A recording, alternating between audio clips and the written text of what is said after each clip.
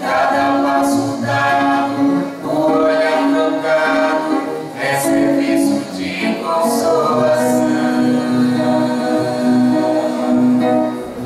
Qualquer coisa que se olhe em volta tem um porquê. Estamos todos aqui pra dar, a te receber. Esse espaço não é só o vão. O abraço dado, o olhar trocado, é serviço de consolação. A luta é de todos, somos construção, somos iguais, somos irmãos, em amor, espiritualidade,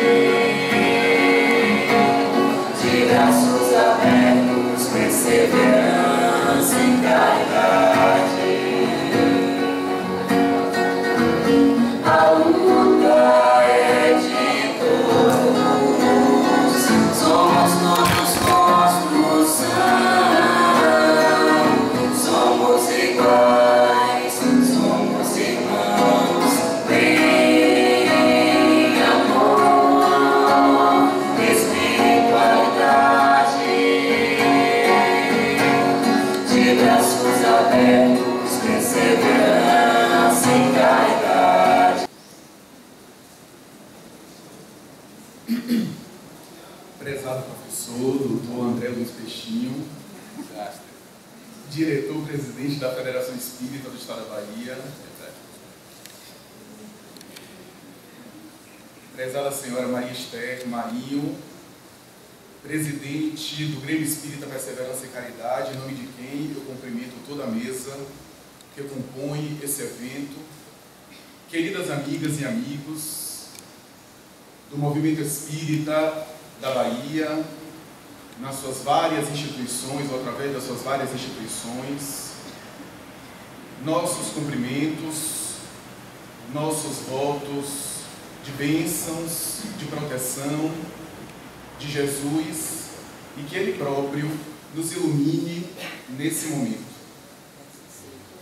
O poeta inglês romântico William Wordsworth tem uma célebre frase que ficou inscrito nos painéis das ciências do comportamento, atribuída inclusive a outros pensadores, inclusive Sigmund Freud, mas a frase é dele, segundo a qual diz: a criança é o pai do adulto.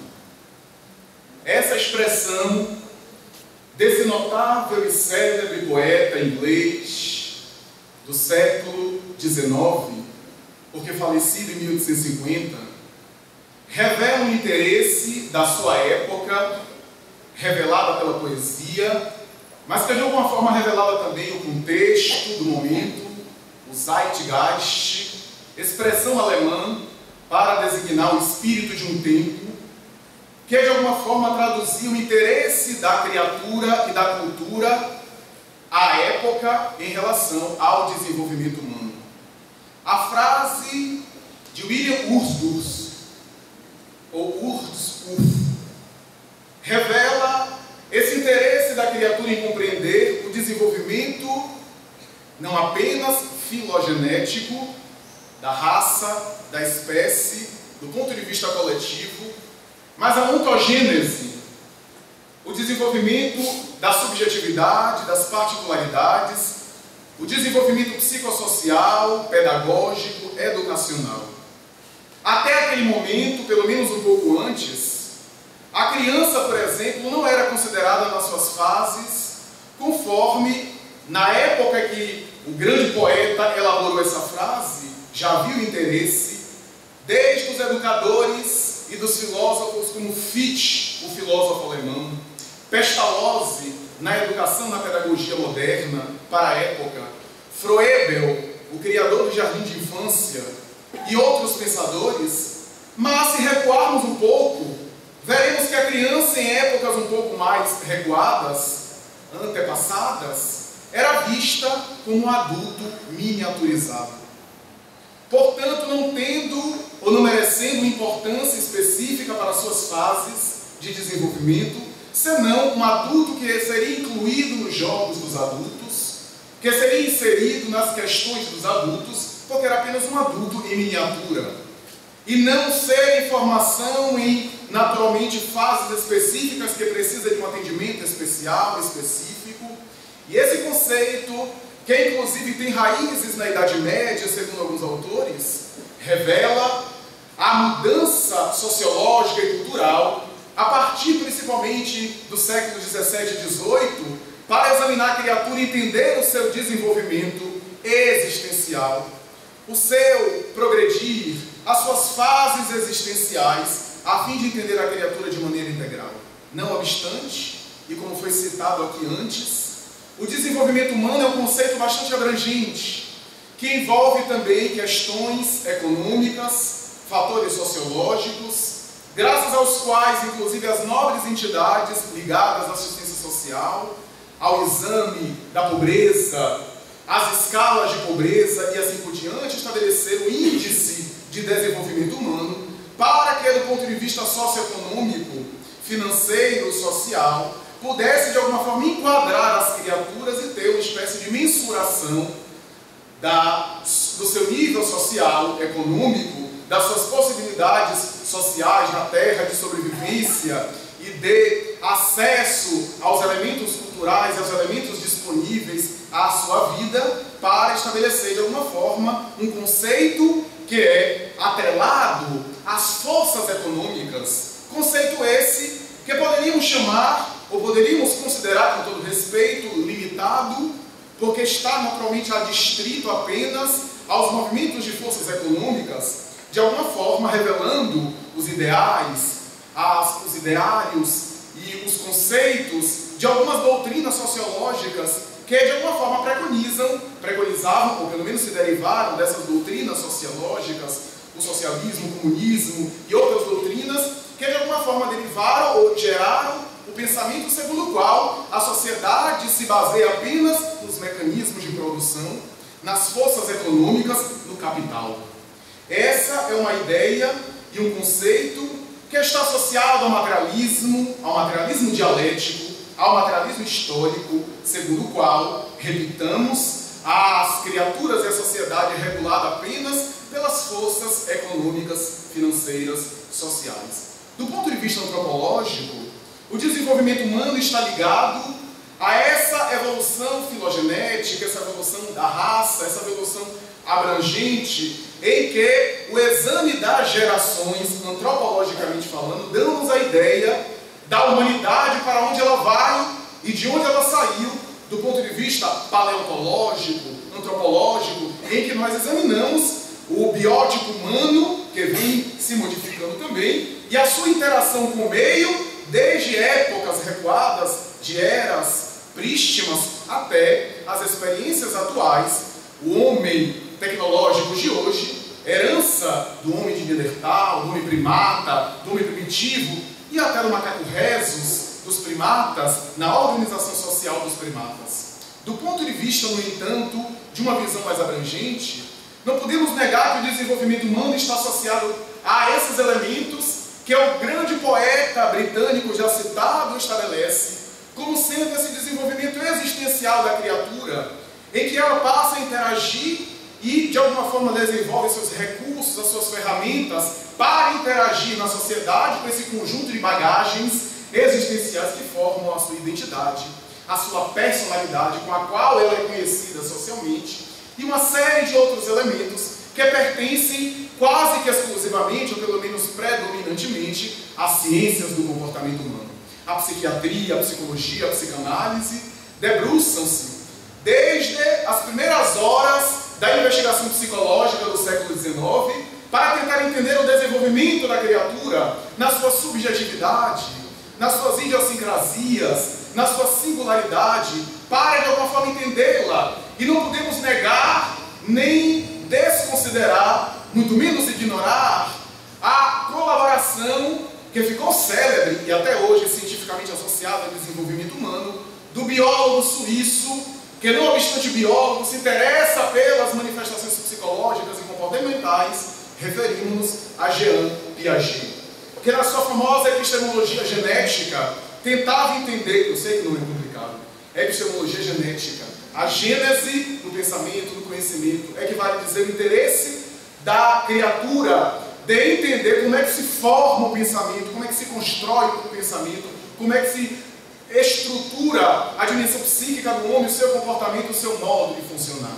E Piaget, que era especialista de moluscos, passa a examinar o desenvolvimento, principalmente o desenvolvimento infantil, para tentar entender, estruturando em fases específicas, dando uma predominância a estruturas internas, que ele associava a estruturas orgânicas, cerebrais, bem se vê, que para ele seria a base fundamental para formar as estruturas mentais, cognitivas, diríamos hoje, para de alguma forma fazê-lo aprender a assimilar as coisas nas suas famosas teses da equilibração, da desequilibração, da assimilação, teses memoráveis que ele estabeleceu de maneira bastante profunda e que falaremos de uma forma perfunctória, superficial. As fases que Piaget coloca é de alguma forma admirável, são admiráveis, porque revelam esse interesse dele minucioso em entender a criatura. Não obstante todas as críticas e as ressalvas atuais que podemos fazer, não podemos negar o trabalho pioneiro e especial dele, a fase inicial sensório-motor, que ele estabeleceu por volta dos 0 aos 2 anos, em que, segundo suas próprias palavras, a criatura é um caos de reflexos, diríamos nós, distintos, de sensações, a alimentação, as necessidades fisiológicas do bebê, em que ele interage quase como se fosse um apêndice da mãe, uma parte biológica da mãe, e que naturalmente que estabelece poucas interações com o meio, senão através dos seus reflexos automáticos, das suas manifestações sensório-motoras. A segunda fase, segundo ainda suas palavras, chegaria a partir dos 2 anos e iria até os 7 anos, a fase pré-operatória, na qual, segundo Piaget, caracteriza-se por excelência o indivíduo ingressando ou adquirindo a função simbólica, que para Piaget era sinônimo de função semiótica, que em outras palavras, a linguagem que começa a ser adquirida. E através da linguagem, a criança começa a simbolizar, a elaborar as suas interações que o mundo que a cerca através da fala, da verbalização, onde ela veste os seus pensamentos na roupagem. E segundo esse preceito, essa conceituação, a inteligência, portanto, antecede a linguagem.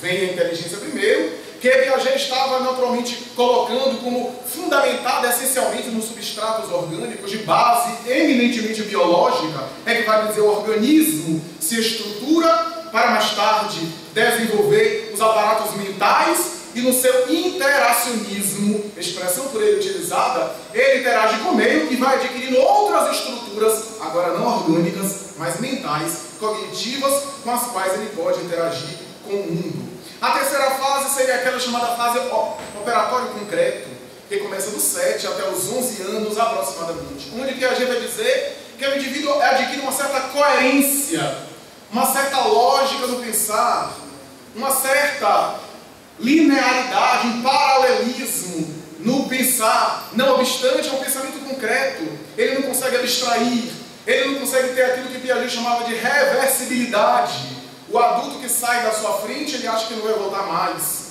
Ou ele não consegue ter o conceito de que uma coisa começa e tem fim, ele não consegue ver até o prognóstico, até o final, até a conclusão. Ele não tem essa dimensão do todo. Ele não consegue fazer abstrações do conjunto e há uma ausência da visão do percurso, até chegar na última fase por ele elaborada, a partir dos 12 anos aproximadamente, que o indivíduo entra na fase operatória formal, onde ele também faz abstrações. E a partir daí, ele ingressa no chamado pensamento lógico, na expressão da epistemologia genética. Piaget vai dizer que a partir desse momento, um pouco antes, o indivíduo também desenvolve o conceito moral, os conceitos morais, que estariam associados a uma expressão também orgânica e mais tarde cognitiva, interagindo com o meio, em que a partir dos 5 anos, o indivíduo desenvolve naturalmente a sua expressão moral, inicialmente, naquilo que ele chamou de anomia, onde não há discernimento. Há uma ausência de discernimento do ético, do antiético, do bom, do mal. E a partir dos 5 anos em diante, ele vai entrar na fase heteronomia, da heteronomia, onde, segundo ainda as palavras do nobre biólogo e pensador suíço, ele tem uma moral vinculada, atrelada à autoridade. As figuras de autoridade, que de alguma forma estruturam a sua moral. A moral para ele é a autoridade, são as regras exteriores, que de alguma forma ele mais tarde vai desenvolver internamente, vai internalizar. Até chegar na última fase do ponto de vista moral, que é dos 10 anos em diante, quando ele desenvolve a autonomia, que segundo Piaget ele constrói conceitos morais internos, regras internas para lidar com o mundo, para agir na sociedade e interagir de maneira eficaz. Ao lado dele, um pouco antes, não podemos negar a contribuição de Lev Vygotsky, o pensador russo, que também preconizava a interação no ambiente, mas ao invés de enfatizar as estruturas orgânicas, enfatizava o meio social. O social como sendo aquele que fomenta a aparelhagem da aprendizagem, a aparelhagem simbólica, é a causa mais tarde do desenvolvimento, e não a aparelhagem orgânica que gera o desenvolvimento mais tarde. Para Vygotsky, a cultura modela a mente, modela o psiquismo, como ele fala na obra famosa A Formação Social da Mente. A linguagem para ele antecede a mente. Na sua famosa expressão ainda do mesmo livro citado, na famosa frase, no famoso pensamento em que a criança, antes de falar, é falada. Equivale a dizer que a linguagem, segundo o seu pensamento, permeia ela de tal forma que ela já está imersa na linguagem antes de adquirir a linguagem. Enquanto Piaget, a inteligência vem antes da linguagem, Vygotsky estabelece que a linguagem vem antes da inteligência, vem antes da construção dos seus aparatos cognitivos. E naturalmente que ele vai dizer que os símbolos sociais e culturais são internalizados a partir do social para o psíquico e orgânico. É natural que, na sua perspectiva socio-histórica, havia influência das teses socialistas, do materialismo histórico, e até uma influência, segundo alguns autores, do marxismo, que de alguma forma fez com que ele tivesse essa visão e estabelecesse também as suas fases do desenvolvimento. A escrita silábica, onde não há ainda a articulação da linguagem, a escrita silábica alfabética, e mais tarde a escrita alfabética, onde já há uma concretude e um processo de interação através dos códigos conhecidos como linguagem oral ou linguagem escrita.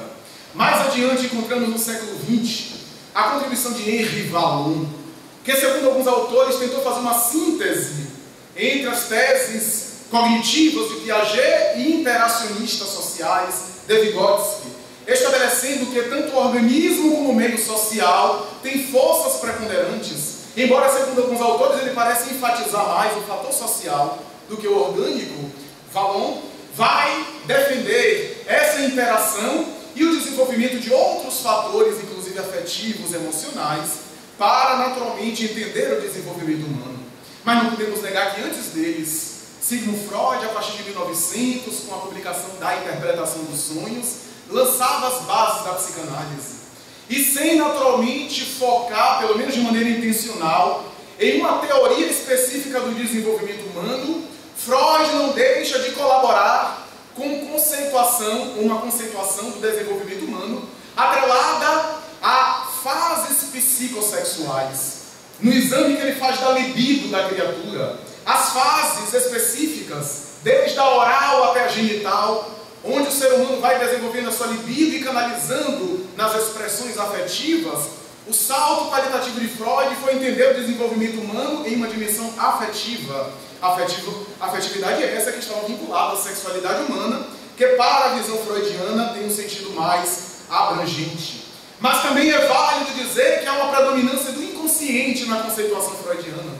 O inconsciente tem uma espécie de determinismo sobre a criatura, do qual ele não pode se libertar totalmente desse determinismo psicológico, desse fatalismo do inconsciente, graças ao que ele estruturou as famosas teses do complexo de castração, do complexo de Édipo, do vínculo da mãe e do pai, essas vinculações que se estabelecem desde a infância para formar mais tarde um ser humano adulto com as suas neuroses, com seus conflitos, segundo a conceituação da psicanálise freudiana, com seus desafios, os seus enfrentamentos e os seus sintomas, as suas somatizações. Carl Gustav Jung, o psiquiatra suíço, seu discípulo, vai, em nossa forma de entender, ampliar e expandir o pensamento psicanalítico, porque era, inclusive, herdeiro e filho espiritual do grande mestre de Viena, o grande mestre austríaco, mas que mais tarde vão romper nas relações para desenvolver a sua teoria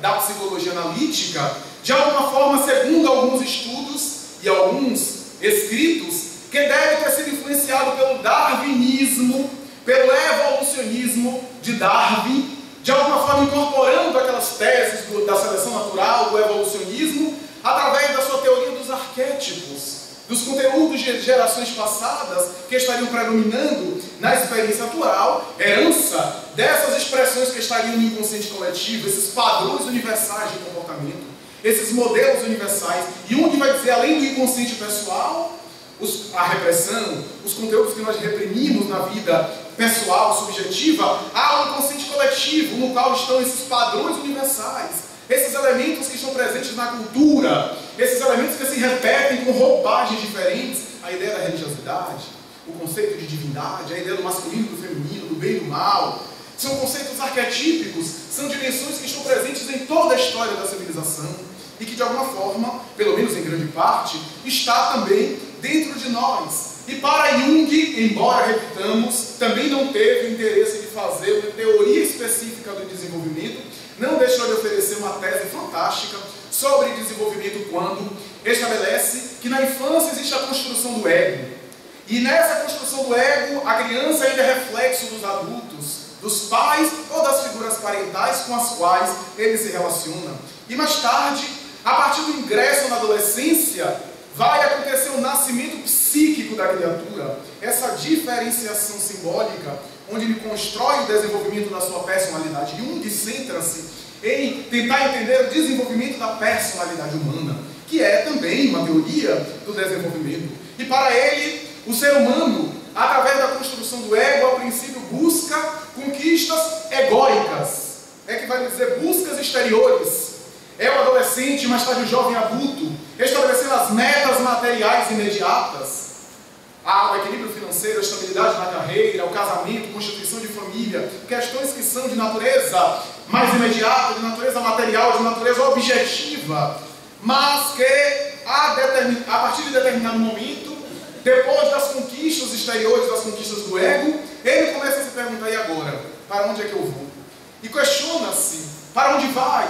E naturalmente que nesse momento, que alguns atribuem à segunda metade da vida, Jung chegava a teorizar a respeito da partir dos 40 anos, embora isso não seja de maneira absoluta, ele naturalmente entra num processo conhecido de individuação. Esse processo de amadurecimento psíquico, que na verdade é o centro dessa teoria de desenvolvimento humano, que Jung estabelece nas suas teses memoráveis. A individuação, para Jung, é o indivíduo tornar-se aquilo que ele está programado para ser. A semelhança daquilo que Nise da Silveira também disse, a individuação, no conceito de Jung, é semelhante à semente que já tem a árvore dentro dela e que está programada na fecundação do subsolo a tornar-se o arbusto e oferecer frutos à humanidade. A individuação é esse processo que tem uma metáfora, tem uma semelhança com o processo biológico. Quem é que imaginaria que é um ser humano intelectual, com um intelecto sofisticado, com a mente privilegiada de um Einstein, do Galileu Galilei, de um Newton, um dia foi apenas um feto, ou um embrião. E ali no embrião, no feto, já existia o gênio que um dia oferecer a contribuição para a humanidade. Então esse é o desenvolvimento humano. Essas são as teses gerais, todas elas que têm questões não solucionadas. Todas as teorias até agora apresentadas têm questionamentos e tem também respostas, ou melhor, questões para as quais não tem resposta.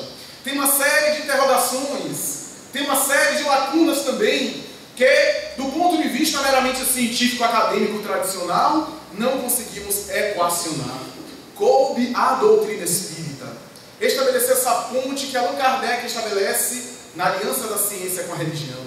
Coube à ciência, à filosofia, à religião espírita, estabelecer essa conexão integral com os pensamentos e setores variados do pensamento humano, através da sua colaboração, para de alguma forma provar que somos espíritos imortais, que somos seres eternos, e dar esse elemento que faltam a maioria, se não todas as teorias do desenvolvimento, falta o elemento espiritual, falta o elemento extracorpóreo, extrapsíquico, que está naturalmente além da dimensão cerebral e que talvez faltaram esses nobres estudiosos que ofereceram visões admiráveis, contribuições valiosas para a ciência, mas que faltou a chave, como diz Allan Kardec, chave essa que o Espiritismo oferece. Essa chave, esse elemento que nós temos, que é o elemento espiritual, conforme o próprio codificador estabelece no questão 23 do Livro dos Espíritos, que é o Espírito. E a resposta, princípio inteligente do universo. E mais tarde, na questão 76, ele volta à carga e pergunta: que definição se pode dar dos espíritos? E as vozes respondem: os espíritos são seres inteligentes da criação que habitam o universo fora do mundo material.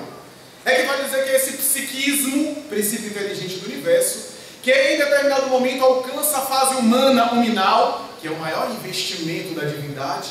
Daí porque Kardec vai dizer: Deus escolheu a espécie humana para a encarnação dos seus seres, a fim de que ela, a espécie humana, possa compreender a divindade e investir nos seus voos. Mas a doutrina espírita dá uma visão abrangente da evolução e do desenvolvimento humano. O desenvolvimento humano tem uma colocação mais abrangente. Primeiro, porque não somos apenas a matéria, somos um ser psíquico além da matéria. E, naturalmente, como ser psíquicos e espirituais, devemos ser tratados e compreendidos para termos uma visão integral a respeito do desenvolvimento. Mas uma grande questão que talvez levantamos é que, se a doutrina espírita estabelece que o espírito é o princípio inteligente do universo, espírito com E minúsculo, como está lá na 23, e espírito com E maiúsculo, como está na 76, são seres inteligentes da criação que habitam o universo fora do mundo material, é que vale dizer que o espírito humano, ou a experiência humana, é uma experiência das várias experiências dos reinos da natureza, dentre aqueles que nós conhecemos.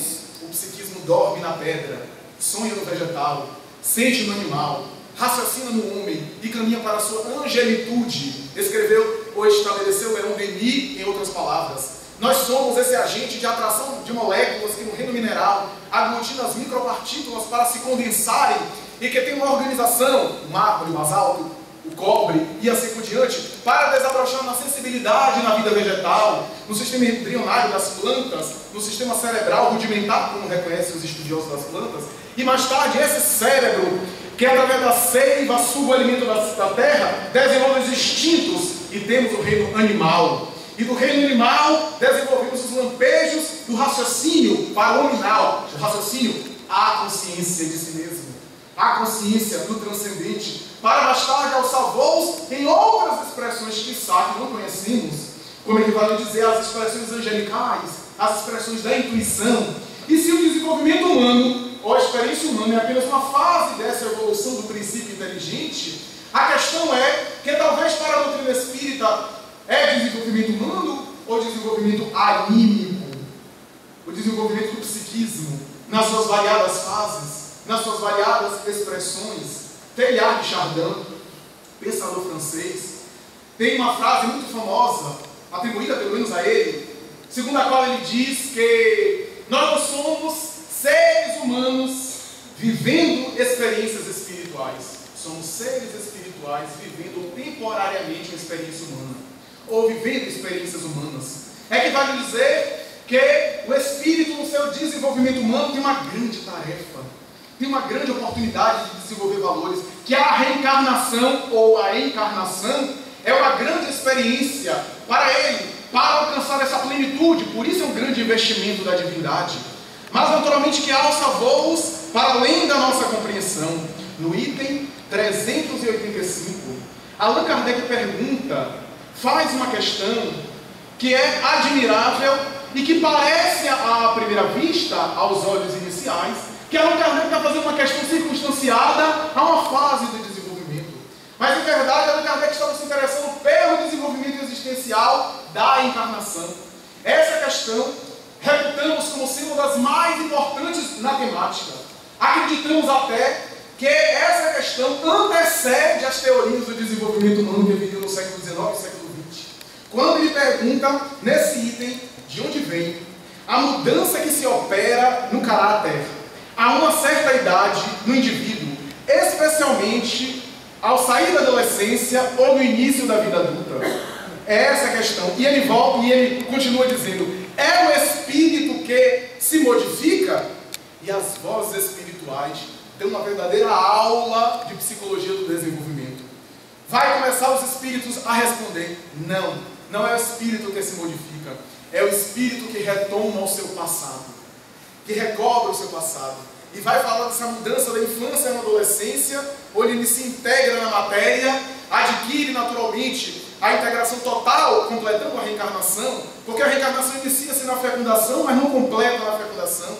Tanto é que os espíritos dizem que há um laço tênue, que o espírito pode até recuar e romper com receio de continuar a sua missão, a sua tarefa na reencarnação. E no momento do parto, a união é definitiva, sem dúvida, no sentido que o espírito não pode romper agora de vontade própria, pelo menos no sentido genérico, mas, no entanto, ainda não se completou. E Emmanuel, e o Consolador, vai dizer que até os 7 anos de idade a reencarnação está completando. E Manuel Filomeno de Miranda, em Temas da Vida e da Morte, vai dizer: embora a reencarnação pode ser considerada completa até os 7 anos de idade, consideramos que o espírito atinge a plenitude da reencarnação no momento do seu ingresso na puberdade, quando a glândula pineal perde a função de veladora do sexo. André Luiz, Missionários da Luz, capítulo 2 da epífise ou pineal, quando ele examina a glândula pineal, que na época, década de 40, não tinha nenhuma importância na conceituação médica da época, senão órgão vestigial da evolução.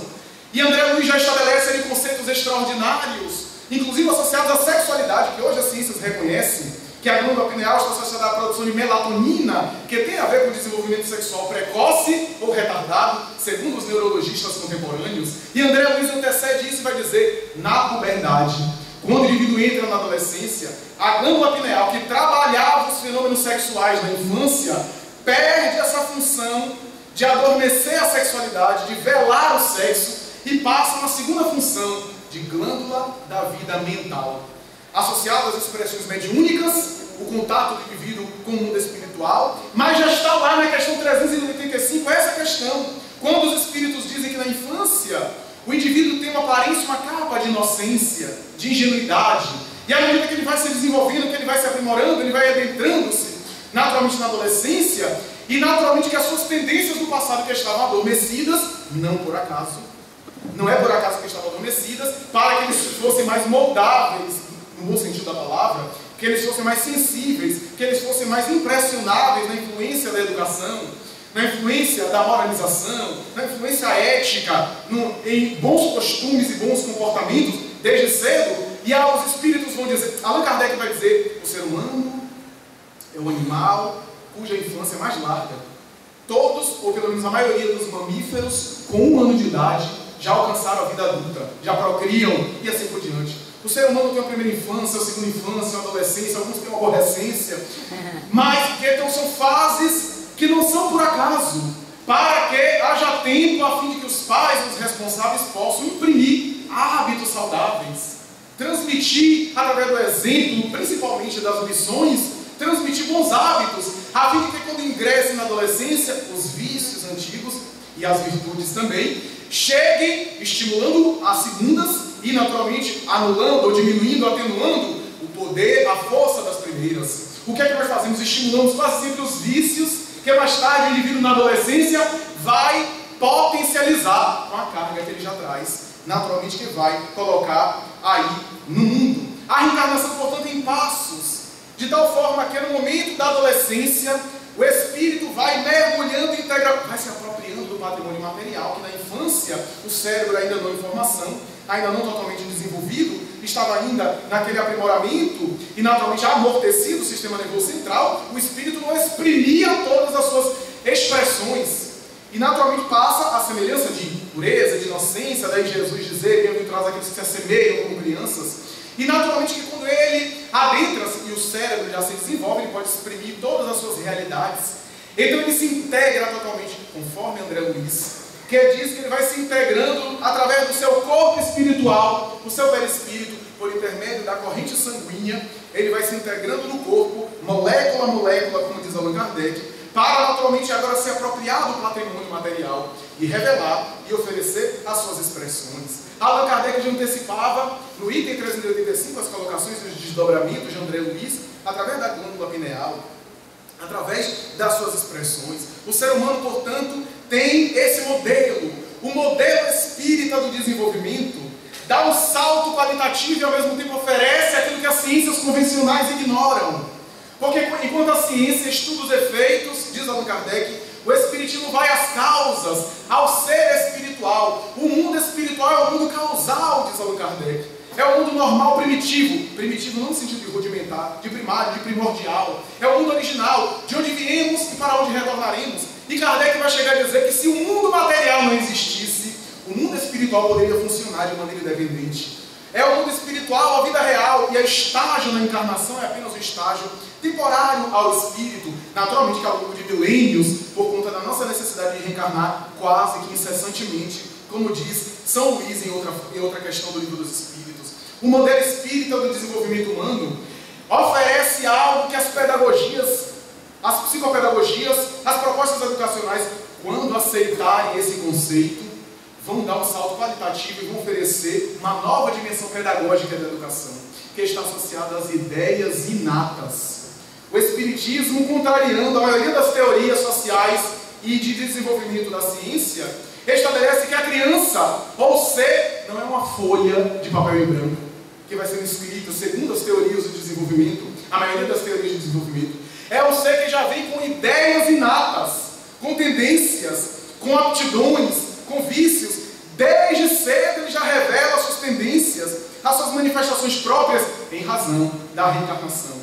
Quando a nossa pedagogia lidar com a criança com o conceito de ideias inatas, que ele não é uma folha de papel em branco, que o aluno, o discente, o aprendiz, o estudante, ele é alguém que traz também uma singularidade, que traz tendências de outras experiências, talvez, ou certamente, teremos modelos de educação muito mais ampliados, muito mais abrangentes, muito mais compatíveis com a nossa realidade. É uma nova mentalidade psicológica e pedagógica, porque graças a essas aptidões inatas, nós temos diferença desde o recém-nascido. Desde as primeiras idades. Quem é mãe de mais um filho sabe, o bebê, como cada bebê se comporta de uma forma. Como nós falamos a algures e falamos a miúde, quantas vezes há bebês, há recém-nascidos, que a mãe só sabe que ele precisa amamentar, que ele precisa beber o leite, porque deu horário, porque ele é quietinho, ele fica na dele. E há outros que nem deu horário e já está fazendo escândalo. Já são diferenças desde o berço, que se manifestam no espírito ali, a singularidade de cada espírito, que os pais, os responsáveis, devem naturalmente examinar. O que é que nós fazemos? Quase sempre nós nos apaixonamos e ignoramos as realidades que precisam também ser trabalhadas, não com uma severidade militar, mas com limite e com amor, com ternura, com gentileza, mas com limite também. É o pai que fica apaixonado pelo filho, porque o filho fala, verbaliza, e o filho fala. E, nossa, que menino sincero, como ele tem uma personalidade, e às vezes não, é mal educado mesmo, é grosseiro, diz desaforo a todo mundo. Se fosse o filho do outro, ele acharia mal educado, mas como é dele, há um inebriamento que ele precisa vencer. Ou a mãe que acha a menina ótima, uma menina de 6, 7 anos, com shortinho minúsculo, com salto alto, dançando de maquiagem, e acha ótima, poxa, quando ela já é mocinha, já está se desenvolvendo, e às vezes não sabe que aquele espírito fracassou nas últimas 3 reencarnações na área do sexo, e que precisa de orientação, de encaminhamento. Então nosso apaixonamento, sim, deve ser através do afeto, mas não ignorar as realidades educacionais. Emmanuel, na obra O Consolador, vai dizer: o gênio é um trabalho de séculos. A genialidade precoce desde a infância é o resultado de esforço em múltiplas existências, em experiências variadas. E o desenvolvimento do ser na reencarnação começa até no momento reencarnatório e no processo reencarnatório. Manuel Filomeno de Miranda, na obra já dita por Divaldo Franco, Temas da Vida e da Morte, publicada pela Federação Espírita Brasileira, em um notável capítulo vai dizer que o indivíduo, segundo o próprio Allan Kardec, pode recuar no momento da fecundação, o espírito ligado àquele óvulo em desenvolvimento, ele pode recuar, com a célula ovo em desenvolvimento, ele pode recuar, gerando um abortamento espontâneo, e graças a isso ele recua diante das provas. É claro que ele vai ter algum tipo de responsabilidade naquilo, que ele deveria ter pensado antes de já ter assumido a tarefa, até porque gera quase sempre a frustração dos pais, gera um sofrimento, então ele também é responsável por isso, ele deveria ter pensado antes, assumiu e depois recuou. Mas Filomeno de Miranda vai citar essa questão de Allan Kardec e vai dizer, no entanto, há casos em que o abortamento espontâneo é responsabilidade nossa. Quando nós praguejamos a gravidez, quando nós rejeitamos o filho, e o psiquismo do espírito ali, não totalmente mergulhado na matéria, com uma certa liberdade, vinculado às vezes ao útero materno, sente, diz Filomeno de Miranda, e se não tem evolução espiritual suficiente, se sente rejeitado e abandona, gerando um abortamento. Nesse caso, há uma coautoria do abortamento espontâneo dele e daqueles que o rejeitaram psiquicamente. Então, o desenvolvimento humano na doutrina espírita é muito mais abrangente, que envolve a educação moral, como diz Allan Kardec, na solução dos grandes problemas humanos. E a educação moral, diz ele, não está associada à educação dos livros, mas aquela que tem a ver com comportamentos morais, que se ensina sobretudo nos exemplos, é a arte de formar bons caracteres, como diz ele. O que levou o Espírito Emmanuel a entender a educação moral estabelecida por Allan Kardec em uma evangelização abrangente e profunda, o que fez com que Emmanuel, nas suas célebres frases e jogos de palavras que Emmanuel tanto gosta, afirmar que a instrução informa, a educação forma, mas a evangelização transforma. Essa conceituação do Espírito Emmanuel dá-nos uma dimensão da evangelização, da educação com Jesus, do desenvolvimento humano com Cristo, através daquilo que Allan Kardec chamou de desenvolvimento intelecto moral. Allan Kardec chega a dizer que o intelecto antecede o moral, o progresso intelectual antecede o moral, mas que o moral não segue imediatamente, está lá na lei de progresso. Essa colocação gera uma série de dúvidas, mas em verdade eu preciso primeiro saber discernir para vivenciar. O intelectual aqui não é apenas o acadêmico, o livresco, mas eu preciso ter um discernimento. Eu desperto primeiro a minha consciência para perceber, discernir, e depois eu passo a vivenciar. Então, o saber, o conhecer, o tomar consciência é importante, mas o fato de eu estar sabendo não quer dizer que eu já consigo aplicar, já consigo vivenciar, já consigo exercer. Uma coisa gera outra, ou uma coisa antecede a outra, mas uma coisa não segue imediatamente a outra. O Espiritismo me diz que o desenvolvimento humano de cada criatura está ligado também às raízes reencarnatórias suas. Quando, a depender das suas posturas em reencarnações mais recentes, principalmente, ele gerou lei de causa e efeito, as contingências, como gosta do nosso peixinho, as contingências específicas para, naturalmente, ele vivenciar os seus processos que ele necessita, não que merece, não que precisa ser castigado, mas que necessita para desenvolver determinadas áreas. Porque quando falamos de provas ou provações, não são apenas provações, a dor, o desconforto, mas a beleza física é provação. O prazer, a fama é provação. A inserção social, o poder político, o poder administrativo são também provações.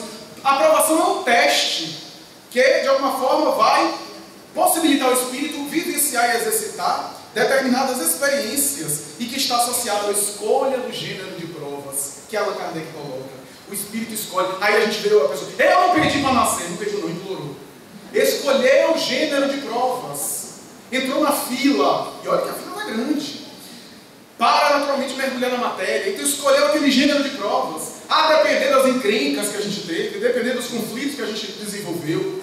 Então, aquele que desenvolveu, abusou ou mal usou da inteligência, volta com a inteligência limitada, eu estou falando em termos gerais, é claro, volta com inteligência limitada, com as dificuldades, para não dar vazão às mesmas problemáticas e dar valor àquela inteligência que tinha e agora perdeu. Joana Diante vai dizer que é uma lei de equilíbrio. Tudo aquilo que eu desperdiço me faz falta amanhã. Portanto, a lei de equilíbrio. Tudo aquilo que me faz falta hoje é porque eu desperdicei, malbaratei de alguma forma ontem.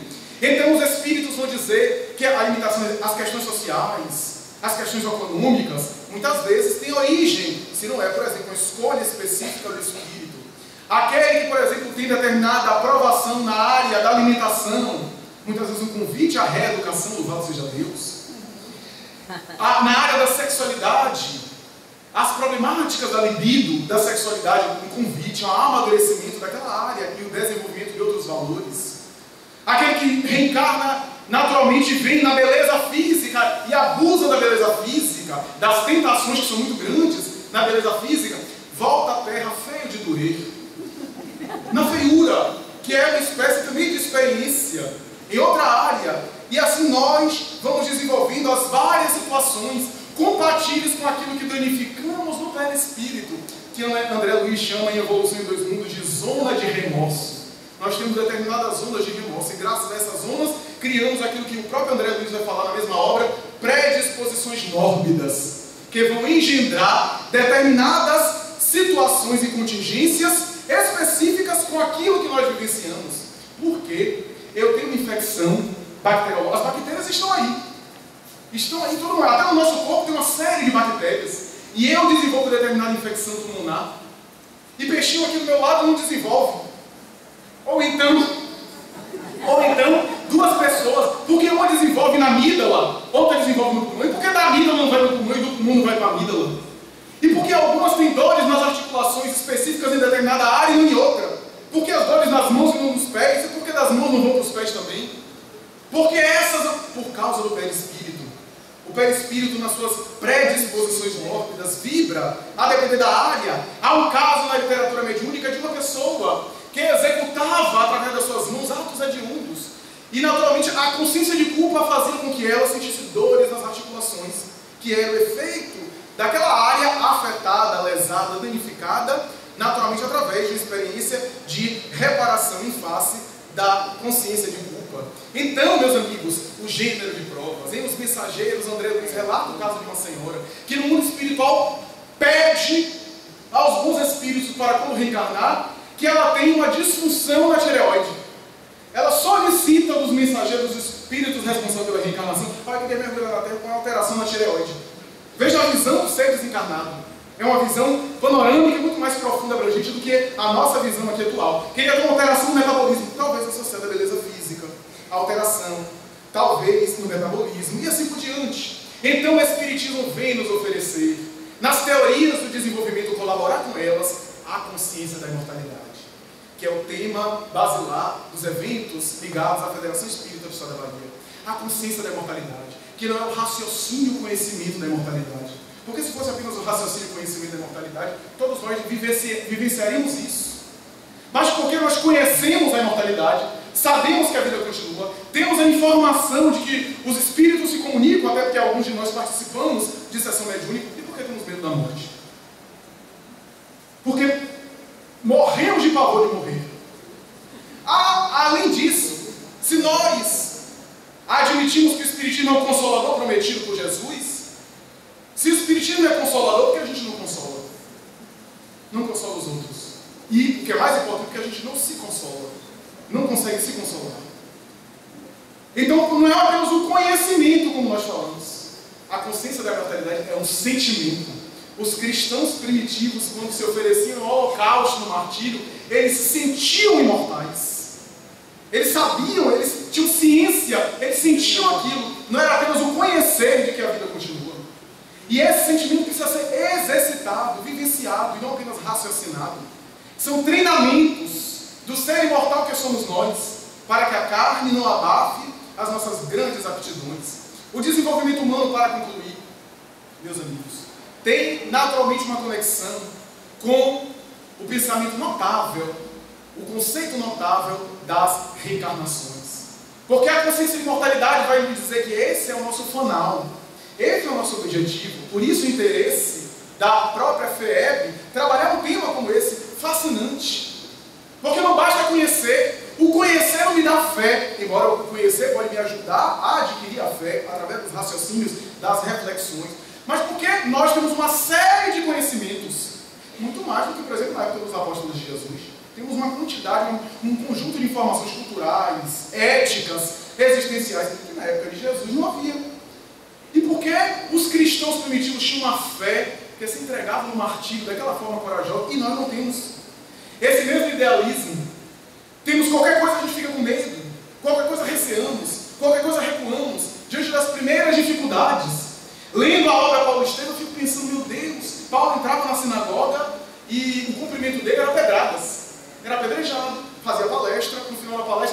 disciplinar a pedrada de novo nas sinagogas. Sair, depois a gente chega, tem uma aguinha, tem cumprimento, tem abraço, tem mimo, tem uma série de coisas, tem uma tribuna maravilhosa. E a gente ainda reclama, ainda coloca dificuldade. Como a tarefa dos oradores na época, dos grandes apóstolos, dos discípulos, e que fé era aquela que movia eles, que os levava adiante, que os fazia não desistir. Essa é a consciência da imortalidade é a nossa meta, que deve ser exercitada, que deve ser treinada, e que às vezes em alguns espíritos é treinada ao longo de várias encarnações. Daí o desenvolvimento humano é muito mais abrangente.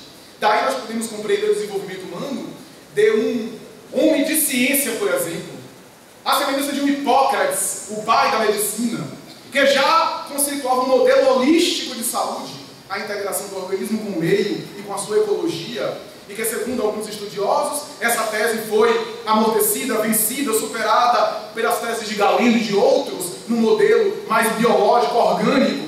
Mas esse espírito reencarnacia mais tarde na condição de Paracelso, o famoso médico da Renascença, com as suas ideias científico-místicas. E mais tarde, o mesmo espírito volta à Terra como Hahnemann, o pai da homeopatia. É o mesmo modelo holístico de saúde, segundo Joana de Ângeles, em Encontro com a Paz e a Saúde, e Hermínio Corrêa de Miranda, em uma série de artigos que ele defende essa tese, aliás, o oitavo escriba do Espiritismo. Aí a gente entende o espírito desenvolvendo numa mesma área, ampliando seus conhecimentos. Na arte, por exemplo, Ovídio, o poeta musical do Império Romano, que reencarna mais tarde como Rafael Sanzio, o poeta da pintura, e que mais tarde volta à Terra como Frederic Chopin, o poeta do piano, segundo Ivone Pereira e Viana de Carvalho, através de Divaldo Franco. É o mesmo espírito desenvolvendo em várias áreas, mas na arte, nas expressões artísticas. Ou então podemos compreender um espírito que volta e que, através do seu sacrifício, através da sua dedicação, até repara males, e a partir da sua conduta pode tornar uma expiação, uma aprovação em missão. Como, por exemplo, João Buff, ou John Buff, o assassino de Abraham Lincoln, que assassinou de maneira piedosa Abraham Lincoln, com amando do seu líder, que era do partido oposto, Edwin Moses, em que John Buff, segundo escritos de Luciano dos Anjos, que colheu através de experiências fantásticas desse paralelismo histórico de Hermínio de Miranda, já citado, John Buff voltou à Terra como Martin Luther King Jr., que foi assassinado, pai de família, a semelhança de Lincoln, que foi assassinado pai de família. Não que haja uma lei de italiano, mas talvez o espírito escolheu passar por uma experiência onde ele sabia, antes de reencarnar, que existia a probabilidade para aquilo, defendendo a ausência de segregação racial, a superação da segregação racial, e Abraham Lincoln defendia isso, e foi assassinado por John Buff. Há uma célebre palestra de Luther King Jr., que ele fala de maneira emocionada, e a estátua de Abraham Lincoln atrás dele, a estátua de pedra. Há um célebre discurso de I have a dream, eu tenho um sonho. Segundo o próprio Hermínio de Miranda, Edwin Moses, o político que estava por detrás dessa trama, reencarnacia mais tarde como contemporâneo de Martin Luther King na personalidade famosa de John Fitzgerald Kennedy, que também morreu com tiros e que foi um dos primeiros idealistas e presidente americano, defensores da igualdade racial, da ausência de discriminação, da superação do apartheid americano, da segregação racial. Parabenizamos a nobre entidade Federação Espírita do Estado da Bahia pelo seu centenário. Pessoalmente me sinto honrado, peço permissão para dizer, me sinto honrado porque confesso na minha honestidade e até na minha ingenuidade, nunca imaginei estar aqui falando na Casa Marta do Espiritismo, onde grandes vultos do Espiritismo baiano já esteve aqui presente, já estiveram aqui, já frequentamos aqui para ouvir célebres oradores da nossa cidade, como o nosso André Luiz Peixinho, como Divaldo Pereira Franco e como outros, na condição de adolescente, de jovem, com 15, 16 anos, que frequentávamos aqui. E não imaginávamos, e posso naturalmente confessar a minha honra de estar aqui e o meu cuidado de naturalmente respeitar a Casa Máter do Espiritismo da Bahia. Homenageamos o Grêmio Espírita Perseverança e Caridade, com seu idealismo, com a sua proposta educacional, que na mesma instituição foi desenvolvida a Escola Allan Kardec, tentando de alguma forma repetir os modelos de Eurípides Barçanufo em Sacramento, que também fundou a Escola Allan Kardec, para ensinar, para fomentar a educação e para também ter o centro espírita nas atividades espirituais da busca da alma para Deus. Homenageamos, lembrando da figura emérita de José Florentino de Sena, o famoso José Pititinga, que esteve vinculado às duas casas colaborando com o espiritismo. Esse homem notável, nascido em Nazaré, que saiu e foi para Juazeiro fundar uma agremiação espírita na época, no começo do século XX e final do século XIX, filólogo, filósofo, polemista, debatia intelectualmente, e um sacerdote católico de Juazeiro chegou a dizer: isso daí é uma pititinga no oceano da nossa religião, ele não vai incomodar. E José Florentino de Sena achou um nome tão engraçado e interessante que adotou, inclusive reconhecido em cartório, José Pititinga, para se tornar o grande bandeirante, mais tarde fundador da União Espírita Baiana, hoje a Federação Espírita da História da Bahia, quando, por volta de 1914 e 1915, se transfere para Salvador. E aqui, ao lado de outras pessoas, com um grupo de pessoas idealistas, funda essa nobre entidade, esse apóstolo de Jesus, um verdadeiro homem de bem. Para encerrar o nosso comentário, que já nos alongamos, permitam-me narrar um momento glorioso da vida de Pititinga, quando, na União Espírita Baiana, narra Filomeno de Miranda na obra Loucura nos Bastidores da Obsessão, publicado pela Federação Espírita Brasileira. Em determinado momento, o apóstolo de Jesus abre uma obra, é o Evangelho segundo o Espiritismo, ele fazia como os cristãos primitivos faziam, abria uma obra, lia um trecho e fazia palestra em cima daquele trecho. Ele abre de maneira inspirada e havia bem-aventurados misericordiosos a respeito do perdão. E ele se levanta e começa a falar. Até que um jovem senhor, atormentado por uma faculdade mediúnica ainda deseducada e atormentada, vítima de obsessões periódicas, se aproximou do recinto e entrou num transe sonambúlico e se aproximou da tribuna como se fosse uma tribuna como essa aqui e começou a xingá-lo, a condenar-lhe o caráter, a exprobar-lhe a conduta, a falar da sua pequenez. Quem é você, seu hipócrita, para falar de perdão? Você é isso, você é aquilo, você é aquilo outro. Começou a falar da sua intimidade, da sua vida pessoal, da sua vida privada. Diz Filomeno de Miranda que naquele momento o Pititinga teve uma reação, o sistema ficou pálido, o sistema nervoso, é fisiológico, a adrenalina, ele não esperava por aquilo, mas o apóstolo do Senhor se manteve em prece, lágrimas começam a jofrar-lhe dos olhos. Ele olha aquele jovem senhor que estava praticamente babando e vomitando impropérios, profundamente agressivo e vinculado psiquicamente aos espíritos nobres. Ele desce da tribuna, se aproxima da pessoa diante da instituição e do público que estava naquele silêncio sepulcral, naquele silêncio cemitério. Ele se aproxima, que eu vou ficar assim, vamos ver o que agora que ele vai dar, né? E ele se aproxima e diz: muito obrigado. Muito obrigado, meu amigo. Eu sempre quis falar da minha pequenez, das minhas fraquezas e das minhas imperfeições, mas nunca tive coragem de usar a casa do Senhor para falar de mim mesmo, para falar da minha personalidade. Mas já que um amigo se antecipa, eu quero lhe agradecer. Meus amigos, é esse daí que ele está descrevendo, sou eu mesmo, espírito enfermo, em luta. O espírito que não esperava essa reação, que era o espírito discutidor, entra numa espécie de convulsão, naturalmente que com a presença magnética dele, a irradiação magnética dele, não eram apenas as palavras, e começa a chorar. E diz: perdoa-me, perdoa-me, meu bom velhinho, perdoa-me. São calúnias, não são verdades o que eu disse. Eu queria caluniar você para manchar a sua imagem perante o público. Perdoa-me porque eu tinha um ódio, uma rejeição por ti, porque tem libertado pessoas da ignorância, e essas pessoas, vítimas minhas, presas minhas, não se tornam mais presas, se libertam das minhas garras. Entra em um choro convulsivo e desliga-se do médium, sonambúlico, que tomba praticamente no chão. Acorda, em consciência total, começa a perguntar o que estava acontecendo, embaraçado. Entra num choro também convulsivo. Pititinga pega um copo de água, aproxima-se dele, lhe entrega, coloca, lhe acalma, e ali está o nobre apóstolo do Senhor, dedicando-se ao bem, demonstrando que o desenvolvimento humano à luz do Espiritismo é muito maior do que apenas as teorias materiais que se restringem do berço ao túmulo, mas que antecede ao berço a fecundação sexual e que sobrevive à anóxia cerebral, a parada cardiorrespiratória. Agradecemos, celebrando esse momento em festa, que repetimos, sentimos-nos honrados. naturalmente que lembrando a velha prece mediúnica que diz: Senhor, louvado seja, Senhor, na glória do lar celeste, pelo bem que nos trouxeste no Evangelho Redentor, na tarefa renovada que o teu olhar nos consente, de espírito reverente clamamos pelo teu amor. Pobres cegos que fugimos da luz que nos enleva, nossa oração rompe a treva. Escuta-nos, mestre, e vem retificar nosso passo na estrada corrigida, sustenta a nossa vida na luta do eterno bem. Dá-nos, Jesus, tua bênção, bênção que conforta e levanta, para que a tua doutrina santa vibra pura e viva em nós.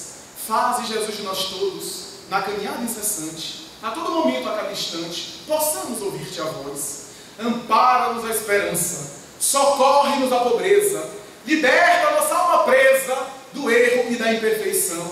Mestre excelso da verdade, em todo momento, a toda parte, ajuda-nos a guardar-te no templo do coração. Muita paz.